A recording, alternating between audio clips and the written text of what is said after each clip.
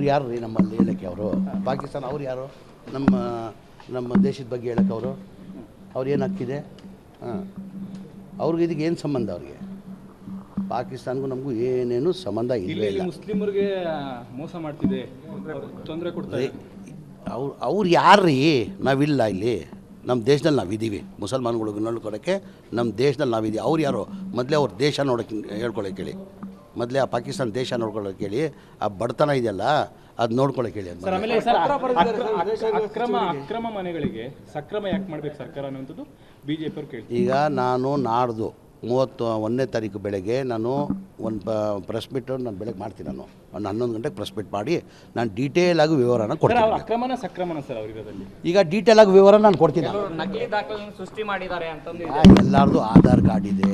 ಈಗ ಅದಕ್ಕೆ ನೆನ್ನೆ ಮಾನ್ಯ ಮುಖ್ಯಮಂತ್ರಿಗಳು ಉಪಮುಖ್ಯಮಂತ್ರಿಗಳು ಸೂಚನೆ ಕೊಟ್ಟಿದ್ದಾರೆ. ಡಾಕ್ಯುಮೆಂಟ್ ವೆರಿಫಿಕೇಷನ್ ಮಾಡಿ ಯಾರು ನಮ್ಮ ಕರ್ನಾಟಕದವ್ರು ಇದ್ದಾರೆ ಅವ್ರು ಮಾತ್ರ ಕೊಡಬೇಕಂತ ತೀರ್ಮಾನ ಮಾಡಿದ್ದೀವಿ. ಆಚೆಯವ್ರಿಗೆ ಒಬ್ರಿಗೂ ನಾವು ಕೊಡಲ್ಲ. ಸರ್ ವೇಣುಗೋಪಾಲ್ ಅವ್ರಿಗೆ ಬಂದಿದ್ದ ಕೂಡಲೇ ಸರ್ಕಾರದವ್ರು ನೀತಿನೇ ಬದಲಾಯಿಸ್ತಿದ್ದಾರೆ ಅನ್ನೋದು ಬಿಜೆಪಿ ಛೇ ಇಲ್ರಿ. ವೇಣುಗೋಪಾಲ್ ಏನು ಇನ್ವಾಲ್ವ್ಮೆಂಟ್ ಇದೆ? ವೇಣುಗೋಪಾಲ್ ಈ ಥರ ಬಂದಿದೆ ಟಿ ವಿಯಲ್ಲಿ ನೋಡಿ ಅಂತ ಹೇಳಿದ್ದಾರೆ. ತಪ್ಪೇನಿದೆ? ನಮ್ಮದು ಒಂದು ನ್ಯಾಷನಲ್ ಪಾರ್ಟಿ ನಮ್ಮ ನ್ಯಾಷನಲ್ ಪಾರ್ಟಿ ಅವ್ರು ನಮ್ಮ ನಾಯಕರು.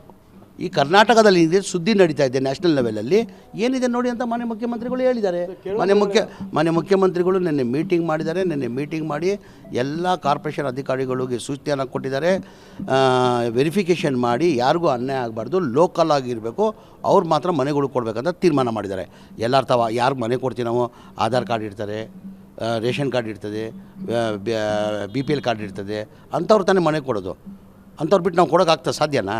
ಈಗ 1 lakh ಹೌಸಿಂಗ್ ಸ್ಕೀಮಲ್ಲಿ ಏನು ಮನೆಗಳು ಕೊಡ್ತಾಯಿದ್ವಿ, ಅಥೆಂಟಿಕ್ ಡಾಕ್ಯುಮೆಂಟ್ಸ್ ಇದ್ದರೆ ಮಾತ್ರ ಕೊಡೋಕ್ಕೆ ಸಾಧ್ಯ. ಎಲ್ಲೋ ಬಾಂಗ್ಲಾದೇಶದಿಂದ ಬರೋರಿಗೆಲ್ಲ ಕೊಡೋಕ್ಕೆ ಸಾಧ್ಯನಾ? ಇಲ್ಲ ಅಂಥವ್ರು ಕೊಡೋಕ್ಕಾಗಲ್ಲ.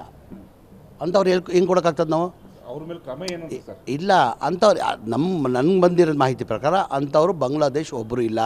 ಆ ಟೋಟಲ್ 185 ಜನದಲ್ಲಿ 20 ಜನ ಅವ್ರು ಆಚೆ ಇದ್ದಾರೆ. ಆಚೆ ಅಂದರೆ ನಮ್ಮ ಕರ್ನಾಟಕದವರು. ಅವರು ಯಾದಗಿರಿ ಅವರಿದ್ದಾರೆ, ಗುಲ್ಬರ್ಗ ಅವರಿದ್ದಾರೆ, ರಾಯಚೂರು ಅವರಿದ್ದಾರೆ. 20 ಜನದಲ್ಲಿ 185 ಜನದಲ್ಲಿ 20 ಜನ ಇದ್ದಾರೆ. ಅದು ನಮ್ಮ ರಾಜ್ಯದವ್ರೆ. ಅವರು ಯಾದಗಿರಿ, ಗುಲ್ಬರ್ಗ, ಬೀದರ್ ಅಂಥವ್ರು 20 ಜನ ಇದ್ದಾರೆ. ಈಗ BBMP ಅಧಿಕಾರಿಗಳಿಗೆ ಮಾನ್ಯ ಮುಖ್ಯಮಂತ್ರಿಗಳು ಉಪಮುಖ್ಯಮಂತ್ರಿಗಳು ಸೂಚನೆ ಕೊಟ್ಟಿದ್ದಾರೆ. ಅವರು ಪಟ್ಟಿಯನ್ನು ರೆಡಿ ಮಾಡ್ತಾರೆ. ಯಾರು ಟ್ರ್ಯಾಪ್ಗೆ ನಾವು ಇದಾಗಲ್ಲ. ಈಗ ಕೇರಳದವ್ರು ಬಂದಿದ್ರಪ್ಪ, ಕೇರಳದವ್ರು ಬಂದು ಏನು ಮಾಡಿದ್ರು? ಆಯಿತು ಬಂದರು. ಈಗ ಇದೇ ಥರ ಬುಲ್ಡೋಸ್ UPದಲ್ಲಿ ಆಗಿತ್ತು. ಏನಕ್ಕೆ UPಗೆ ಹೋಗಲಿಲ್ಲ 1.5 ವರ್ಷ ಹಿಂದೆ?